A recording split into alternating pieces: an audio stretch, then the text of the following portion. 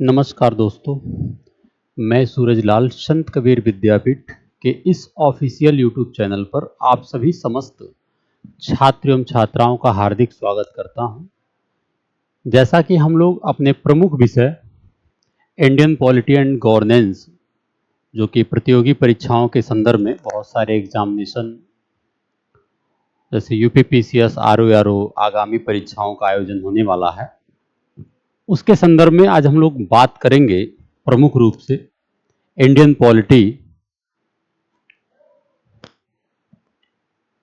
आज हम लोग बात करेंगे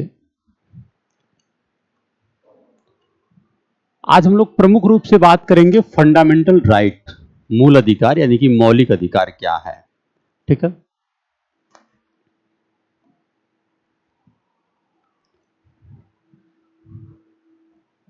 तो प्रमुख रूप से आज हम लोगों का जो टॉपिक है वह है फंडामेंटल राइट, मौलिक अधिकार।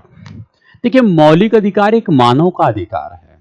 मानव होने के नाते, जैसे आपको हमने एक बात बताया था बहुत पहले के क्लास में कि हमारे प्रस्तावना में न्याय की बात किया गया है, और जब हम न्याय की बात करते हैं तो यह न्याय तीन प्रकार का निकल कर आता है। ठीक है, एक तो आप देखेंगे कि राजनीतिक न्याय होता है, एक आप देखेंगे कि सामाजिक न्याय होता है, एक आप देखेंगे आर्थिक न्याय होता है। तो हमारे भारतीय संविधान के भाग 3 में आर्टिकल 12 से 35 के बीच जिस न्याय की बात किया गया है वह है राजनीतिक न्याय, और इस न्याय को मौलिक अधिकार यानी मूल अधिकार में रखने का प्रावधान किया जाता है।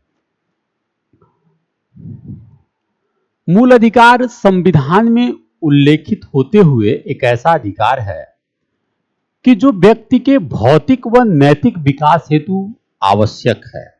यानी अगर बात किया जाए फंडामेंटल राइट का, तो फंडामेंटल राइट एक ऐसा अधिकार है कि जो व्यक्ति के भौतिक और नैतिक विकास हेतु अति आवश्यक है। इसे संयुक्त राज्य अमेरिका के संविधान से लिया गया है, जैसा कि आपको हमने बताया। इसकी जो प्रकृति है ना, वह न्याय योग्य है, क्योंकि आप देखते होंगे कि आपके संविधान में भाग 3 के बाद भाग 4 का भी प्रावधान किया गया है, लेकिन वहां जो प्रवृत्ति है वो न्याय योग्य नहीं है और यह प्रवर्तनीय भी है। यदि किसी व्यक्ति के मौलिक अधिकार का उल्लंघन होगा तो उस संदर्भ में उसे आप सर्वोच्च न्यायालय के द्वारा, उच्च न्यायालय के द्वारा आप प्रत्यक्ष रूप से जाके अपने मौलिक अधिकार की प्राप्ति कर सकते हैं। ये बहुत ही, तो जो इंपॉर्टेंट बात इसमें निकल कर ये आता है कि जो इसकी प्रकृति है, जो कि क्वेश्चन में कॉन्सेप्ट बनता ही रहता है ऑप्शन, कि इसकी प्रकृति जो है न्याय उचित है, मौलिक अधिकार की प्रकृति।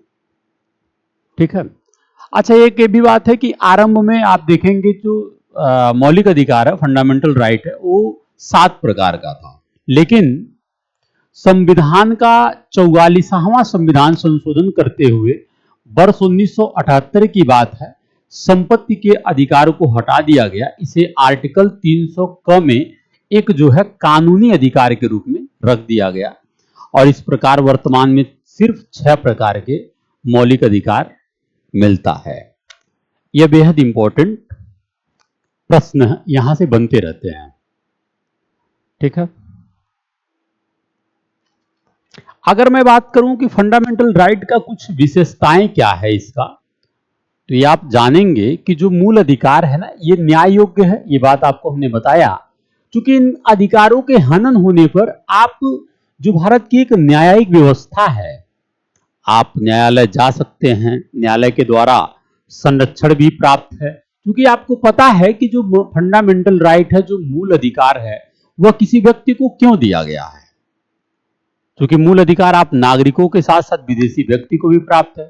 जैसे आप देख रहे हैं कि कुछ ऐसे फंडामेंटल राइट हैं, जैसे बात किया जाए आर्टिकल 15, 16, 19, 29 और 30, ये जो फंडामेंटल राइट है, ये सिर्फ अपने देश के नागरिकों को प्राप्त है, ये जो आर्टिकल है।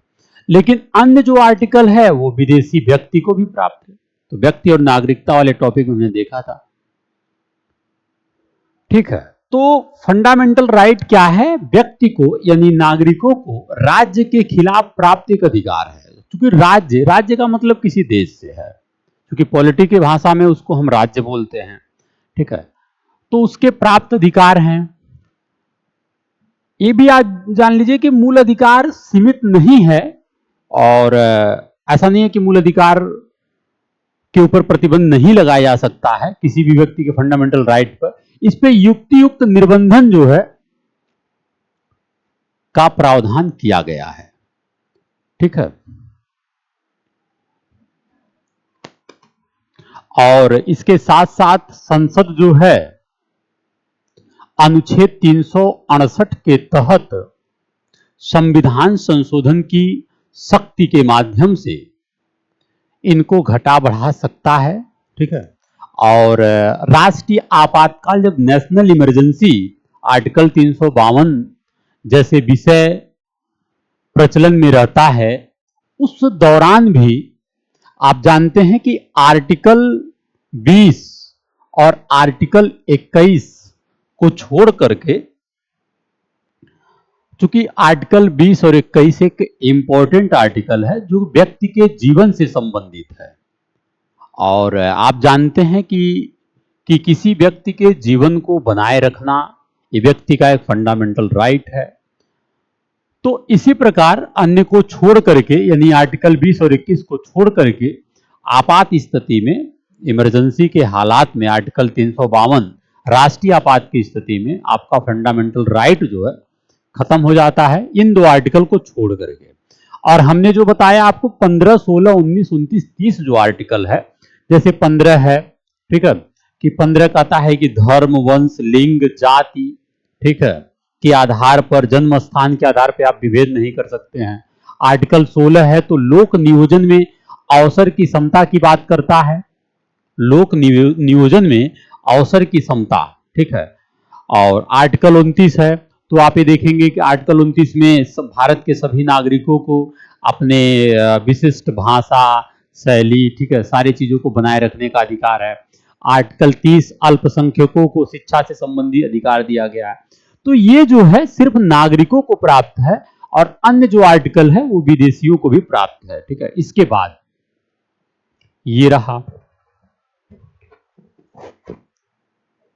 अब हम लोग बात करते हैं कि संविधान में कुछ प्रमुख फंडामेंटल राइट कौन कौन से हैं।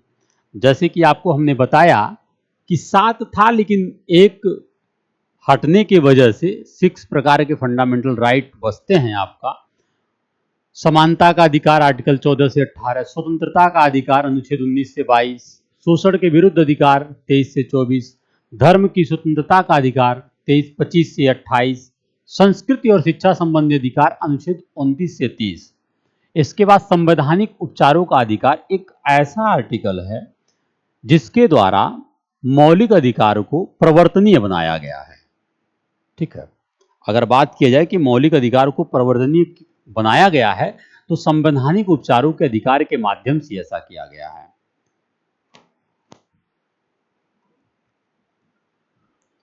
ये हो गया। मूल अधिकारों से संबंधित प्रमुख आर्टिकल क्या है ये भी देख लेते हैं। अनुच्छेद 12 जो है, क्योंकि 12 से 35 के बीच फंडामेंटल राइट है, अनुच्छेद 12 क्या बताता है? राज्य की परिभाषा। देखो भारत में तो आप जानते हैं कि 28 राज्य हैं, लेकिन ऐसे राज्य, भारत भी एक राज्य है। अगर मैं बात करूं तो पॉलिटी यानी राज्य व्यवस्था के शब्दों में भारत एक राज्य है, ठीक है। तो राज्य है तो उस प्रकार जो है राज्य की परिभाषा, भारत में कौन कौन अंग, पार्ट और कौन से बॉडीज जो भी देश में हैं, कार्यपालिका, विधायिका, गैर कुछ ऐसे गैर संवैधानिक प्राधिकरण, LIC, ONGC, सेल, ऐसे अथॉरिटीज, ठीक है, राज्य विधानमंडल, राज्य सरकार, ये सब क्या है ना, राज्य की परिभाषा के ही अंतर्गत समाहित है। ये इंपॉर्टेंट बात है।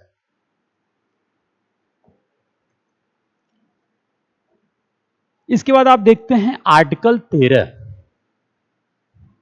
जो कि आपका न्यायिक पुनराविलोकन की पावर दिया गया है, शक्ति दिया गया है फंडामेंटल राइट में, न्यायिक रिव्यू।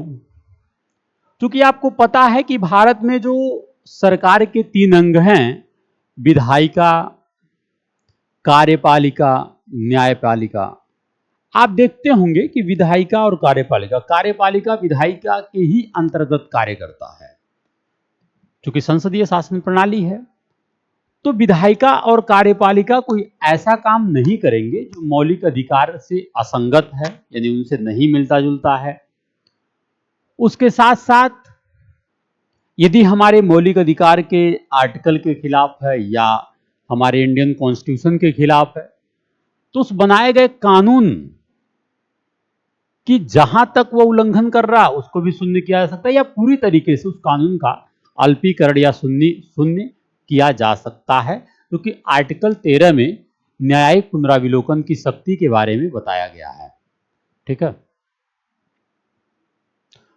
चूंकि आप जानते हैं कि केशवानंद भारती बनाम केरल राज्य 1973 के मामले में सर्वोच्च न्यायालय ने यह बात माना कि संविधान में कुछ बेसिक स्ट्रक्चर की बात की गई है, जो मूल ढांचा है, और इस मूल ढांचे को न्यायिक पुनराविलोकन के द्वारा धीरे धीरे उसके बारे में बताया जा रहा है। ठीक है, तो जो आधारभूत ढांचे हैं उसके खिलाफ सरकार या जो भी प्रक्रिया है कार्य नहीं हो सकता है। इसके बाद हम लोग बात करते हैं प्रमुख आर्टिकल, जैसे समानता का अधिकार। देखिए, समानता के अधिकार में भारत में 2 प्रकार की समानता की बात किया गया है। एक विधि के समक्ष समानता, ठीक है, विधि के समक्ष समता, और इसके साथ साथ अन्य प्रकार भी बात किया गया है कि विधि के समान संरक्षण, विधि के समान जो है संरक्षण की बात किया गया है, और विधि के समान समता की बात किया गया है। तो देखिए, विधि के समक्ष समता जो कि आर्टिकल 14 ये बताता है कि जो कि ब्रिटेन का एक विचारधारा है, ब्रिटेन से लिया गया है। यहां पर इसका तात्पर्य क्या है कि सभी एक समान, सभी व्यक्ति एक समान है, किसी भी व्यक्ति को विशेष अधिकार नहीं प्राप्त है, और कानून की दृष्टि से सभी व्यक्तियों के पास एक समक्ष समता का अधिकार है, चाहे वह गरीब हो, ठीक है, अमीर हो या जो भी हो। लेकिन एक बात यहां से जो क्वेश्चन बनता है कि विधि के समक्ष समता, असल में जब हम यहां से बात करते हैं कि आरक्षण जैसे मुद्दे, तो ये विधि के समक्ष समता के मुद्दे पे नहीं आता है। ठीक है, ये जो है, चूंकि आरक्षण जैसे मुद्दे विधि के समक्ष जो संरक्षण की बात है, समान संरक्षण की बात है, कि अगर कोई व्यक्ति निचले पायदान पे है, कोई ऊपर की पायदान पे है, तो इसको समान संरक्षण की बात किया जाता है। तो देखिए, विधि के समक्ष समता एक ब्रिटेन की विचारधारा से संबंधित है, जो कि एक नकारात्मक प्रकृति है। एक बार क्वेश्चन पूछ लिया था इस पे, यह कैसी प्रकृति है? नकारात्मक प्रकृति है। जबकि विधियों के समान संरक्षण की जब हम बात करते हैं तो ये अमेरिका की विचारधारा है। यह क्या, एक सकारात्मक प्रवृत्ति है। सकारात्मक इसलिए है जैसे अब हमारे देश में आरक्षण जैसे प्रावधान है, तो हमें समाज के हर तबके को एक दिशा में लाने की जरूरत है, तो विधियों के समान संरक्षण की बात करते हैं। ठीक है, अच्छा, इसके अपवाद भी हैं विधि के समक्ष समता का। आप जानते हैं कि राष्ट्रपति या राज्यपाल के खिलाफ आप रिट भी नहीं जारी कर सकते हैं, और इसके साथ साथ न्यायालय में कार्रवाई भी नहीं किया सकता है। इसके बाद आप देखते हैं आर्टिकल 105 जो बताता है संसद के जो सदस्य होते हैं, मेंबर ऑफ पार्लियामेंट होते हैं, उनको भी, इसके साथ साथ विधायकों को भी इससे अनुमुक्तियों से छूट दिया गया है।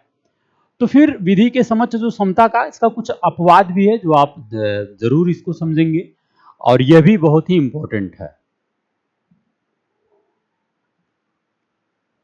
अब हम लोग बात करते हैं अन्य आर्टिकल जो वेरी इंपॉर्टेंट है। आर्टिकल 15, हमने बताया आर्टिकल 15 कि धर्म, मूल वंश, लिंग, जाति, ठीक है, जन्म स्थान, वर्ण के आधार पर भेद करना नहीं, भेद कर सकते, फंडामेंटल राइट है। लेकिन इसके अपवाद हैं। आप महिलाओं के संदर्भ में बच्चों के संदर्भ में, SC ST के संदर्भ में, पिछड़े वर्गों के उत्थान हेतु जो विशेष प्रकार के, जैसे अब आरक्षण हो गया, तो आरक्षण आप चुनौती नहीं दे सकते ना कि आर्टिकल 15 का ये उल्लंघन कर रहा है, ऐसा नहीं है, क्योंकि इसके कुछ अपवाद रखे गए हैं। फिर आर्टिकल 16 कहता है लोक नियोजन के विषय में अवसर की समता, सभी को कार्य करने का, ठीक है। आर्टिकल 17 अस्पृश्यता का अंत, जो एक समाज में अस्पृश्यता का भावना था उसका अंत की बात करता है। आर्टिकल 18 जो है उपाधियों का अंत की बात करता है। ये सब बहुत ही इंपॉर्टेंट फैक्ट हैं।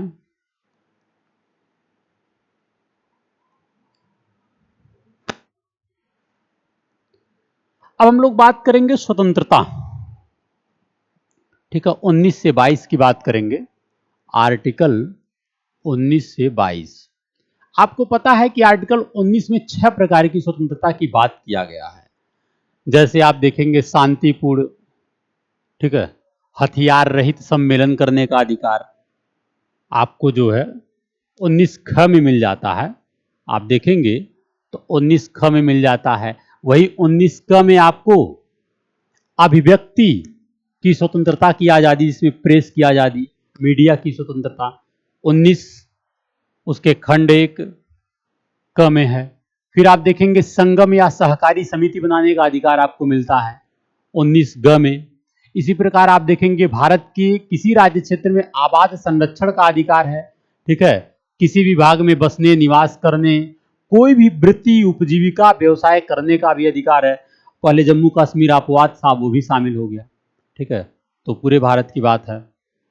लेकिन इसके साथ साथ स्वतंत्रता के अधिकार पे उपयुक्त स्वतंत्रताओं पर भी युक्तियुक्त निर्बंधन लगाया जा सकता है। ऐसे मामले भारत की सुरक्षा व संप्रभुता के मामला हो, अगर आप न्यायालय की अवमानना करते हैं, मानहानि जैसे मामले हो, लोक व्यवस्था की मामला हो, ठीक है, विदेशी राज्यों के साथ मैत्रीपूर्ण संबंध के संदर्भ में, ठीक है, तो फिर युक्तियुक्त निर्बंधन लगाए जा सकते हैं। ये बहुत इंपॉर्टेंट है और आजकल अपवाद पे ही पूछा जा रहा है प्रश्न।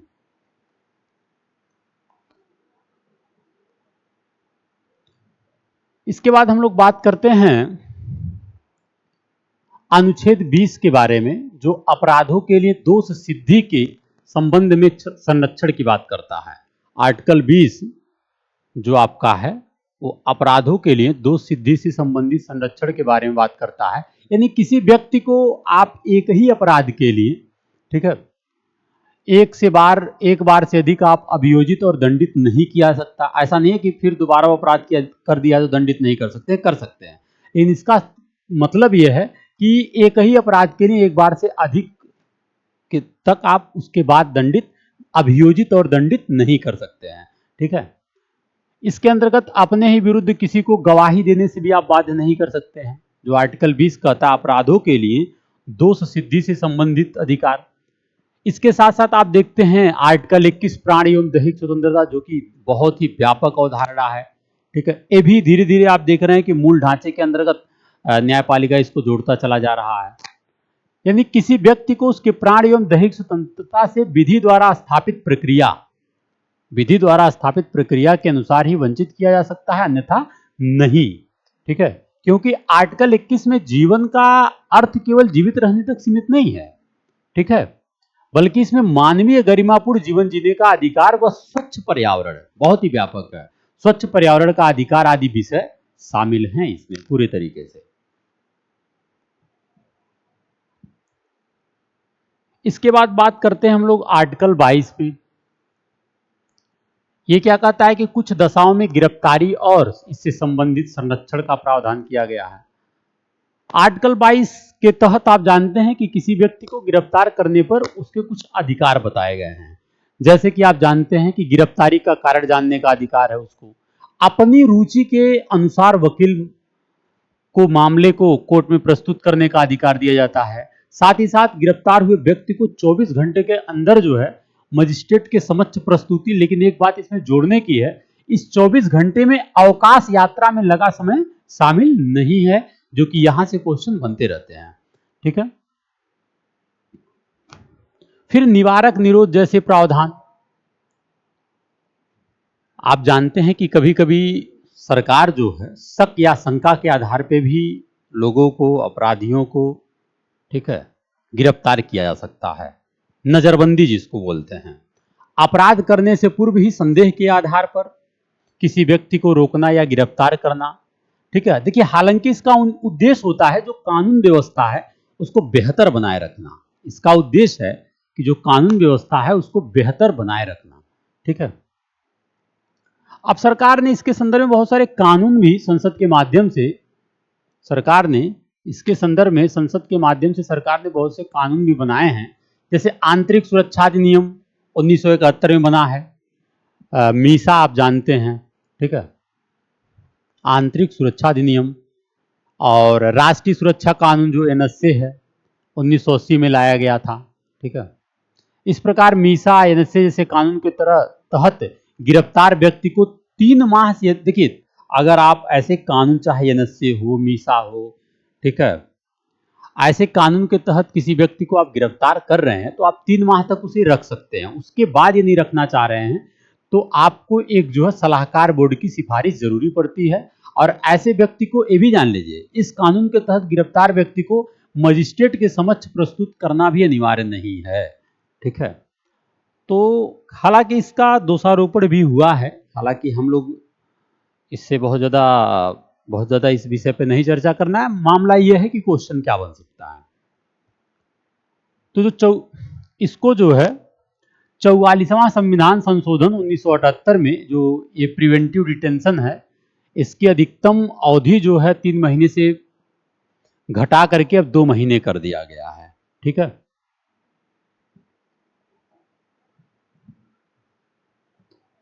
नेक्स्ट हम लोग बात करते हैं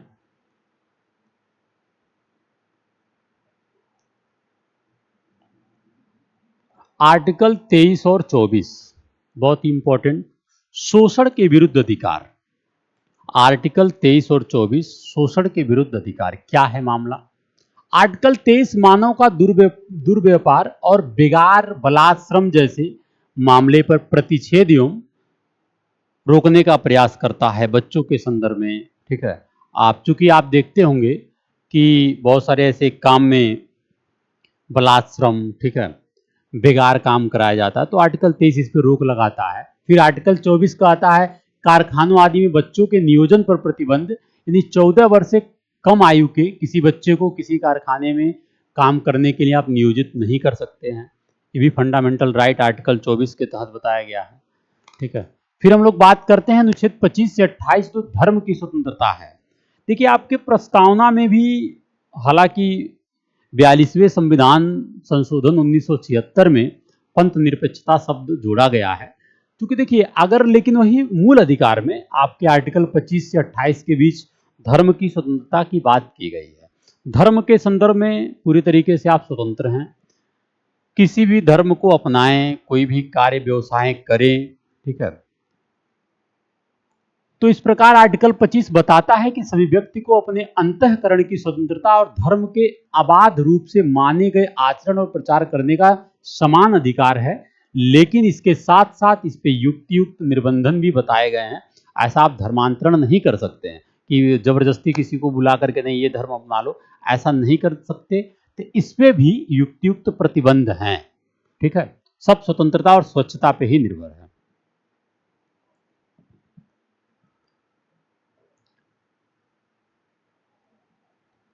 इसके बाद हम लोग बात करते हैं कि आर्टिकल 25 में देखिए सिखों को कृपाण धारण करने का जो तमाम प्रकार के अधिकार है वो दिए गए हैं, ठीक है। धार्मिक स्वतंत्रता की बात किया गया है, ठीक है। अनुच्छेद 29 और 30 संस्कृति और शिक्षा संबंधी अधिकार, बेहद इंपॉर्टेंट। आर्टिकल 29 कहता है कि भारत के प्रत्येक नागरिकों को, चूंकि ये एक बात आप ध्यान रखिए कि आर्टिकल 29 एक ऐसा आर्टिकल है सिर्फ भारत के नागरिकों को प्राप्त है, व्यक्ति को नहीं, यानी किसी विदेशी पर्सन को नहीं प्राप्त है, ठीक है। भारत के प्रत्येक नागरिक को अपनी विशिष्ट भाषा, लिपि, संस्कृति को बनाए रखने का अधिकार देता है आर्टिकल 29। और आर्टिकल 30 कहता है कि धर्म या भाषा पर आधारित जो अल्पसंख्यक वर्ग हैं उनको अपनी रुचि के अनुसार शिक्षण संस्थानों की स्थापना और प्रशासन का अधिकार देता है। ये बेहद इंपॉर्टेंट है। अधिकार देता है। अब इसके बाद एक लास्ट आर्टिकल जो बहुत इंपॉर्टेंट है, वह है संवैधानिक उपचारों का अधिकार, आर्टिकल 32। ये बहुत ही महत्वपूर्ण है, क्योंकि इसी के द्वारा जो हम बताते हैं कि मौलिक अधिकार को हम प्रवर्तनीय बताते हैं, ठीक है, और एक न्यायोचित बताते हैं। तो क्यों बताते हैं? क्योंकि आर्टिकल 32 के तहत ही हम रीट जैसी विचार की बात आती है, और उसके माध्यम से किसी व्यक्ति के फंडामेंटल राइट का उल्लंघन होने के संदर्भ में उसके विरुद्ध कार्रवाई किया जाता है। अब मामला है कि रीट के बारे में। रीट क्या है? देखिए, रीट एक प्रकार का ऐसा अधिकार है जिसके माध्यम से सर्वोच्च न्यायालय, ठीक है, उस व्यक्ति या नागरिक के मौलिक अधिकार के उल्लंघन के विरुद्ध कार्य कर सकता है। तो इसके भी आप जानते हैं कई प्रकार हैं, जैसे बंदी प्रत्यक्षीकरण। बंदी प्रत्यक्षीकरण का मतलब क्या है? इसके द्वारा, इसे आप हैबियस कार्पस भी कहते हैं इंग्लिश में, ये भी जान लेना जरूरी है, क्योंकि कभी कभी हिंदी शब्द ही नहीं देता है, ठीक है।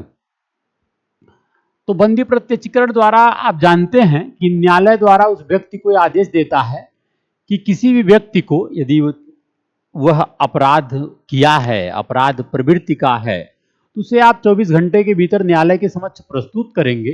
चूंकि ऐसा इसलिए है क्योंकि आर्टिकल 21 जो उसका प्राण एवं दैहिक स्वतंत्रता का अधिकार है, उससे जुड़ा हुआ मामला है। तो व्यक्ति को आप जो है 24 घंटे के भीतर न्यायालय के समक्ष प्रस्तुत करेंगे ही करेंगे बंदी प्रत्यक्षीकरण में। इसी प्रकार देखते हैं परमादेश, जिसे मैंडमस बोला जाता है, ठीक है।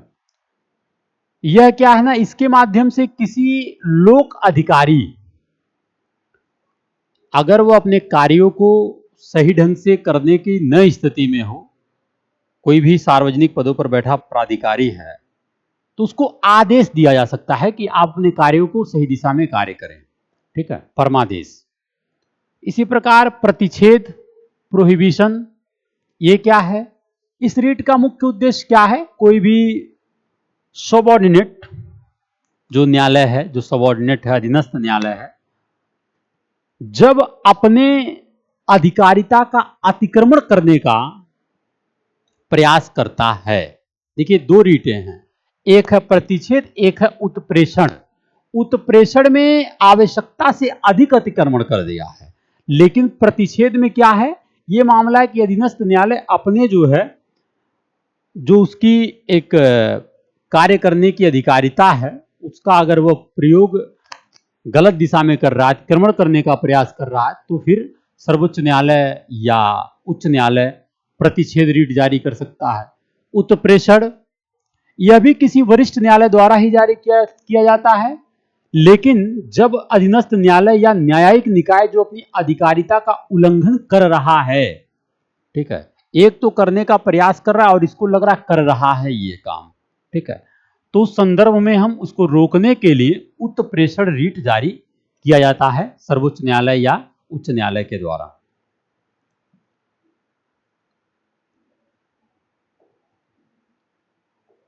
ठीक है।